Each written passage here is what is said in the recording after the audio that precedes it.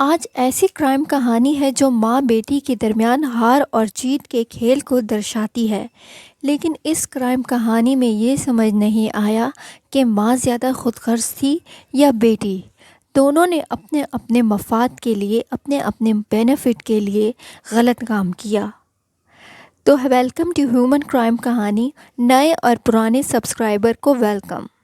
14 جون 2015 ایک پڑوسن جس کا نام لیسی ہے امریکن ہیلپ لائن 911 کو کال کرتی ہے، کیونکہ اسے لگتا ہے کہ اس کے پڑوس میں، اس کے نیبرز میں رہنے والے لوگ، جس میں ایک عورت شامل ہے اور اس کا نام ڈی ڈی ہے، اس کے گھر میں کوئی چہل پہل نہیں ہے۔ حتیٰ کہ ڈی ڈی کوئی فون کال بھی نہیں اٹھا رہی ہے اور نہ ہی ڈور بیل بجنے پر دروازہ کھول رہی ہے۔ اتنے میں لیسی کی موم، ساتھ والی پڑوسن ڈی ڈی کے گھر کے اندر کھڑکی سے چیک کرنے کے لیے داخل ہوتی ہیں۔ اتنے میں پولیس بھی آ جاتی ہے، کیونکہ لیسی نے پہلے ہی پولیس کو کال کر دی تھی کہ ڈی ڈی کے گھر میں کچھ تو ہوا ہے۔ جب پولیس اندر داخل ہوتی ہے تو کیا دیکھتے ہیں کہ بیڈ روم میں ڈی ڈی کی لاش پڑی ہے۔ ڈی ڈی ایک عمر رسیدہ 40 سال کی اچھی بڑی عمر کی عورت ہے اور اس پر کئی چاقو کے وار کیے گئے ہیں۔ اب ان دو پڑوسیوں کو جپسی، جو کہ ڈی ڈی کی بیٹی ہے، اس کی فکر ہونے لگتی ہے۔ اس گھر میں ڈی ڈی اور اس کی بیٹی جپسی رہتے تھے، لیکن ڈی ڈی مردہ حالت میں پائی گئی، اور جبکہ جپسی گھر میں موجود ہی نہیں تھی۔ جپسی کو گھر میں پولیس جگہ جگہ چیک کرتی ہے، لیکن کہیں بھی جپسی کا پتہ نہیں چلتا۔ اب سوال یہ تھا کہ ڈی ڈی کا اتنے بےرحمانہ طریقے سے قتل کس نے کیا تھا، اور ڈی ڈی کی بیٹی جپسی کہاں تھی؟ تو شروع کرتے ہیں اصل کہانی کی طرف۔ آخر ایسا ڈی ڈی اور جپسی کے درمیان کیا ہوا کہ حالات نے ڈی ڈی کو مرتیو کی طرف دھکیل دیا؟ ڈی ڈی کی بیٹی جپسی 1990 میں پیدا ہوئی۔ جپسی اپنی ماں ڈی ڈی کے ساتھ ہی رہتی تھی۔ جپسی اپنی گمبھیر بیماری کی وجہ سے ویل چیئر پر تھی۔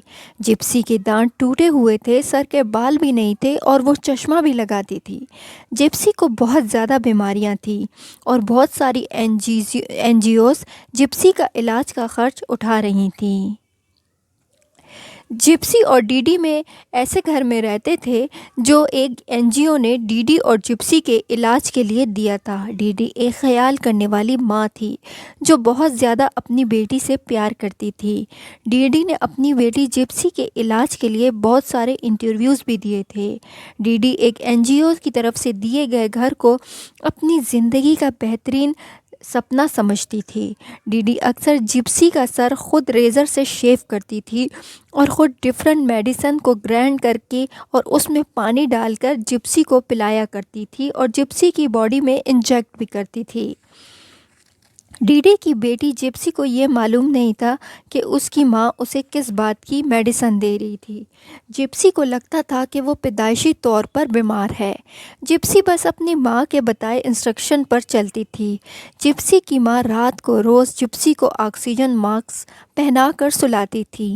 جپسی کی ماں خود بھی کچھ دوائیاں لیتی تھی، جن میں سے ایک کا نام تھا سلیپی بیبی۔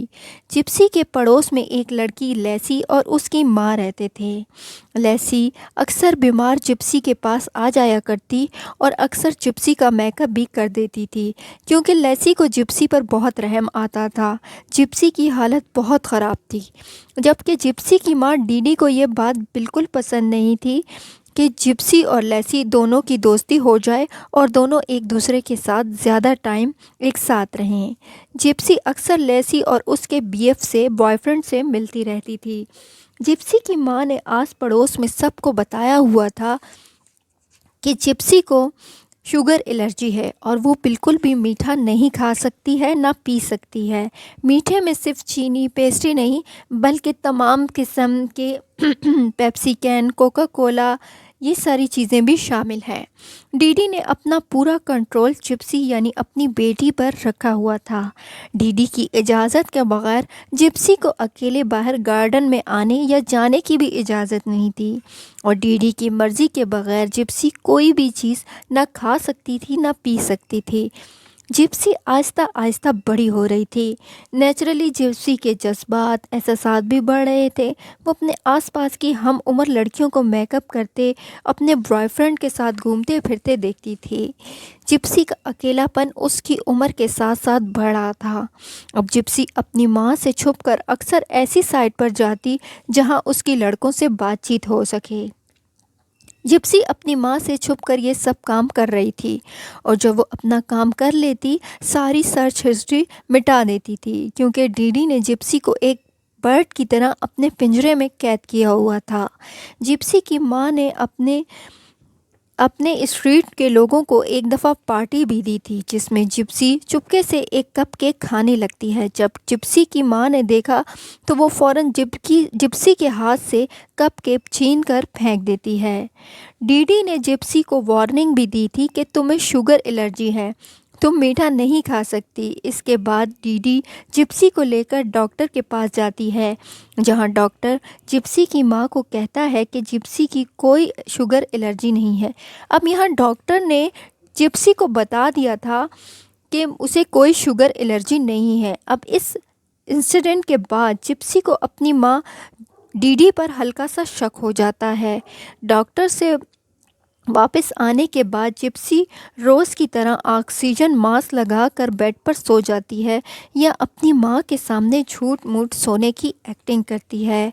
और अपनी माँ के चले जाने के बाद जिप्सी बेड से उठती है और विदाउट व्हीलचेयर खड़ी हो जाती है, और अपने लिए किचन से एक मीठी क्रीम लाकर खाने लगती है, और साथ ही जिप्सी अपने लिए एक इंजेक्शन भी मलवा लेती है। जिप्सी को शक होता है वो बिल्कुल ठीक है, मीठी क्रीम खाने से उसे एलर्जी होगी, इसलिए उसने ये इंजेक्शन बनाया था। अगर कोई एलर्जी उसे शुरू हो गई तो वो ख़ुद को इंजेक्ट कर लेगी।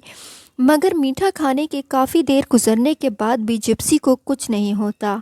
जिप्सी को अब हैरानी होने लगती है, वो तो चल सकती है, उसकी माँ ने उसे व्हीलचेयर पर क्यों बिठाया हुआ है, और वो मीठा भी खा सकती है तो उसे उसकी माँ मीठा खाने क्यों नहीं देती। अब जिप्सी रात भर मोबाइल यूज़ करती है, मेकअप वीडियोस देखती है, केक, कोक, क्रीम, चॉकलेट सब कुछ खाती पीती है और रोज़ का मामूल बना लेती है। यानी डेली जिप्सी जो है आज़ादाना रात को फ्रीली ज़िंदगी गुजारती है। जिप्सी के बहुत ज़्यादा मीठा खाने से एक दिन जिप्सी के दांत हिलने लगते हैं। दूसरी तरफ जिप्सी की माँ को पता चल चुका था कि जिप्सी रात भर चलती फिरती और मीठा खाती है, लेकिन जिप्सी की माँ चुपचाप ये सारा तमाशा अपनी बेटी का देख रही होती है। और जब जिप्सी के दांत हिलने लगते हैं तो डीडी कहती है कि तुम्हें दांतों की भी बहुत बड़ी बीमारी है, और फ़ौरन जिप्सी को एक डेंटिस्ट के पास ले जाती है। डॉक्टर जिप्सी का चेकअप करते हैं, साथ ही डॉक्टर जिप्सी की माँ डीडी से जिप्सी की पुरानी मेडिकल रिपोर्ट मांगती है। अब यहाँ पर डीडी बहाना करती है कि हमने हाउस शिफ्ट किया है और हम नए नए आए हैं, और हाउस शिफ्टिंग के दौरान जिप्सी की पुरानी मेडिकल रिपोर्ट कहीं खो गई। इसके बाद डॉक्टर को भी डीडी पर शक हो जाता है। डॉक्टर अपने सीनियर डॉक्टर के पास जाती है और उससे पूछती है, क्या आपने जिप्सी की कभी कोई पुरानी मेडिकल रिपोर्ट देखी है?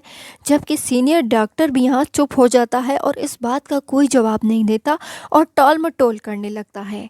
अब उस डॉक्टर को डीडी पर कंप्लीट तौर पर शक हो गया था, क्योंकि उसके सीनियर डॉक्टर ने भी कोई सही जवाब नहीं दिया था, और वो चाइल्ड सर्विस को फ़ोन कर देती है कि डीडी को सही तरीके से चेक करें। क्योंकि ये क्राइम कहानी बहुत ज़्यादा लंबी है, तो आज के लिए इतना ही। पार्ट 2 के लिए आप मेरे चैनल को दोबारा ज्वाइन करें। Thank you.